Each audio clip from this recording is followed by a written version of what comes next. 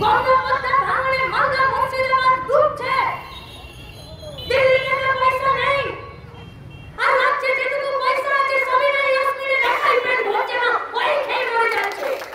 যারা তৃণমূলে দালালি করছে, যারা এলাকায় দুর্নীতি করছে, যারা ঘুষখোরি করছে, যারা পুলিশ বাহিনী তৃণমূলে দালালি করছে, সবার নাম লিখে রাখুন। নাম দরকার হলে বাড়ির দেওয়ালে নেমিনেশন করিয়ে টাঙিয়ে রাখুন।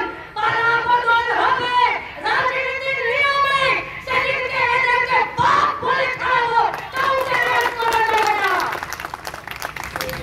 গণতান্ত্রিক দেশ, দাবি করার অধিকার আছে, নিজের গতরের ঘামের দাম চাওয়ার অধিকার আছে, খেটে খাওয়ার অধিকার আছে, হাজার জায়গা দেওয়ার অধিকার আছে, চুরির বিরুদ্ধে দুর্নীতির বিরুদ্ধে গলা ফাটানোর অধিকার আছে, মানুষের পাশে দাঁড়ানোর অধিকার আছে। তুমি কোন লাট সাহেবের বেটা বেটি নও যে আমার অধিকার আমার কাছ থেকে তুমি কেড়ে নেবে। তাই যারা অধিকার কাড়বে তাদের অধিকার কাড়া যাবে। রাজ্যের মানুষ তৈরি হচ্ছে, কৃষক শ্রমিক খেতমজুর বস্তি তাই যাবে 20 এপ্রিল থেকে। বেকারের মজুদ বাহিনী তৈরি করতে চাইছে ওরা।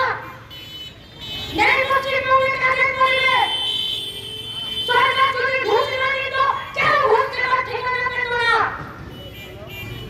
শুভেন্দু হয়েছে আজকে বড় বিজেপির নেতা, বিরোধী দলের সব জায়গায় জোরে জোরে বেড়াচ্ছে। বাবা মালদা থেকে টাকাটা তুমিই তুলেছিলে, আপনি তুলে না চলে বেঁধে দিয়েছিলেন, তুমিই তো তুলেছিলে। দুটো জায়গার ঠিকানা তোমার ছিল চাকরি বিক্রি করার, ছিলে তো তুমি। এই চোরগুলোর সঙ্গে সেদিনকে বিধায়ক মন্ত্রী অস্বীকার করতে পারবে?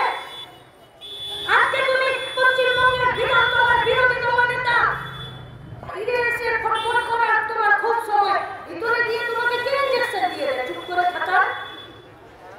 যেখানে চেঁচানোর কথা সেখানে কেন চেঁচাও না? ছিল তো তোমার দলের মুকুলরায়, ছিল তো তোমার দলে উত্তর দিনাজপুরে রায়গঞ্জের কৃষ্ণ কল্যাণী, ছিল তো তোমাদের পদ্মফুলের ভোটে যেটা দুজনে মিলে, ছিল তো তারা বিধানসভার ভেতরে এমন একটা দপ্তরে তারা চেয়ারম্যান ছিল, যে কমিটির চেয়ারম্যান থাকলে সরকার কি দুর্নীতি করছে, কি ঘুষ নিচ্ছে, কি জালসাজি করছে, কি বেআইনি করছে সেটা ধরার জন্য তো তোমাদের মুকুলরায় তারপরে বিজয় কৃষ্ণ কল্যাণী ছিল। কি হলো? বলছে ওরা ভিতরে বিজেপি কিন্তু বাইরে বেটারা তৃণমূল হয়েছে। তো তুমি ওদের এমএলসি কেন ক্যান্সেল করালে না? কেন করালে না? গোটা পশ্চিমবঙ্গের সাধারণ মানুষ আজকের ঘটনার পর দেখেছে বকরিয়ার হত্যাকাণ্ডে সিবিআই কাজ করে, গ্রুপ পাচারের অনুব্রত জামিনে বেরিয়ে চলে এসেছে। রেশন দোকানে রেশনের চাল চুরিতে জ্যোতিপ্রিয়দেরও মনে জামিন হয়ে গেছে। শুধুমাত্র পাঁচজনটা এখনো জেলে আছেন, সাইজ করতে পারে। বাকি যতগুলো চাকরি চুরি, গরু চুরি, পদ চুরি, খুন, ধর্ষণ সবকটা সিবিআই ইনভেস্টিগেশনের ফাইল ছিল। সিবিআই কে? দিল্লিতে কে বসে আছে? বিজেপির পার্টি, মোদি, অমিত শাহ, সুকান্ত। কেন ফাইলগুলো মাঝপথে টেবিলের তলায় ধুলো খাচ্ছে? কেন? কেউ নেই পুছে না সওয়াল কই। কেন গোটা রাজ্যে বেকার ছেলে মেয়েদেরকে, কৃষকদেরকে, শ্রমিকদেরকে মরতে রাস্তায় ফেলে দিচ্ছে?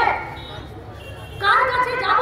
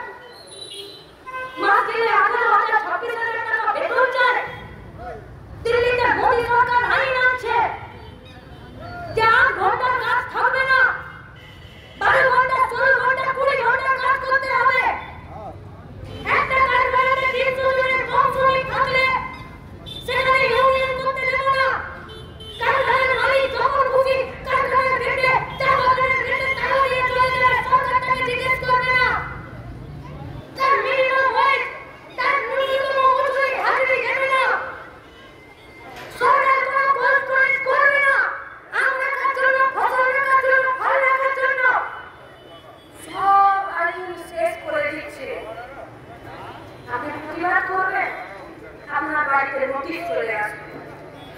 আপনি রাস্তায় মিছিল করবেন, আপনাকে থানাতে ধরে রাখবে। আপনি উকিল না করাবেন, উকিল না করানো যাবে না, কারণ আপনাকে কোর্টে প্রডিউস করবে না।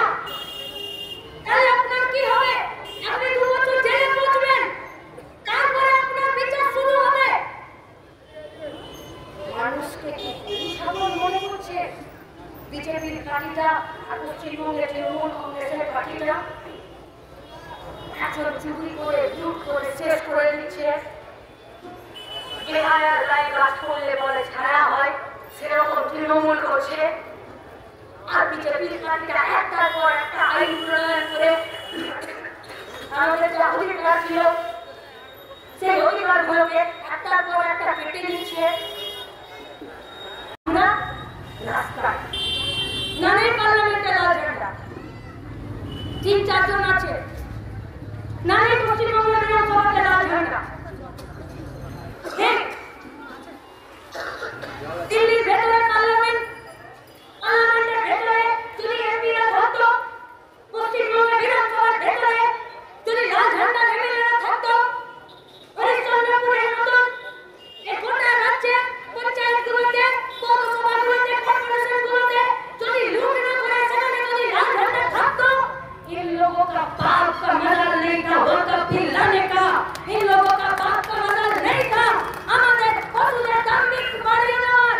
এদের দম ছিল না যে শ্রমিকদেরকে 8 ঘন্টা 10 ঘন্টা কাজ করাবে, এদের দম ছিল না আমাদের ন্যূনতম মজুরি কেটে দেবে।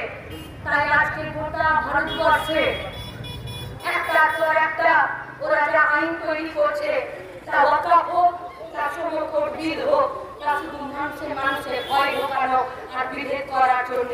তাই আর এই শহীদ হয়ে যারা উপস্থিত হয়েছেন তাদের কাছে আমাদের আবেদন, মানুষের প্রয়োজনে রাস্তা।